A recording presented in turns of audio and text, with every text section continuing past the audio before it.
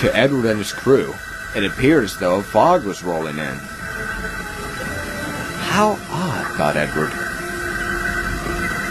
The gas surrounded Edward's wheels, and that's when they smelt it. "Quick, shut out the firebox," called the driver. The fireman did it once, and fear was setting in for Edward and his crew.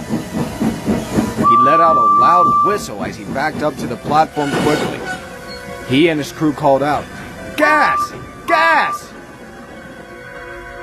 Not too long after, a siren began blaring. Workmen climbed out into their cars and sped off, while others had to retreat into the coaches. The guard then blew his whistle. "We'll have to move on without your firebox, old boy," said the driver. "It's that or we get scrapped." Edward understood all too well, and with a strain and a red tint on his face, he charged out of the station. Edward moved as fast as he could. He, his crew, and the passengers were all in peril. They were soon out of the gas, but not safe yet. "We can open the firebox, but if that gas blows up, the shockwave will doom us all." They opened the firebox, and the firemen shoveled coal in for dear life. Edward shoved as fast as he could. He had never gone as fast as he has now.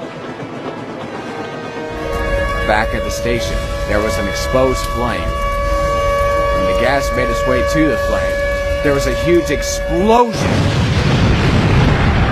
With the other tankers, it only made the explosion far worse.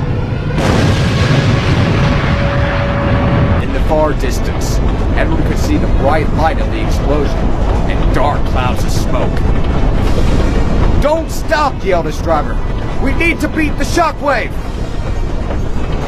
As Edward puffed, the shockwave quickly grew closer and closer. And soon, the shockwave struck.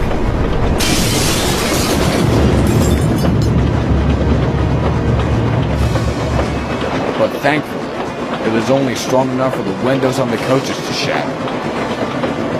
Edward and his crew were still chuffing down the line. Edward returned to Natford Station.